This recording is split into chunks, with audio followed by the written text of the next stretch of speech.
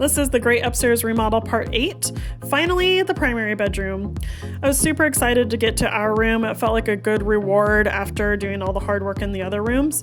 But this is the room that really spurred on the project initially. The carpet had a lot of pet stains and pet messes from previous years, and it just needed to be ripped out.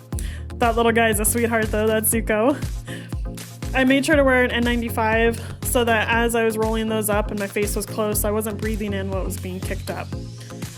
After getting all of that out of there, I pulled out the tack strips, the staples, did a little squeaky floor dance to make sure the floor was fully prepped before laying down all the new flooring, which that'll be the next video, so check back soon. And then I was able to move on to painting. We used the exact same colors in here that we did in the office, which is this like sage green with a lighter version in the closet. This line of paint is really durable, and it really goes on in just one coat, which feels like magic. I'm able to do just a little bit of touch-ups afterwards in a couple spots, and then it washes really well too. So especially with me with kids, I want to make sure that that's going to be durable, last long, and be able to be washed.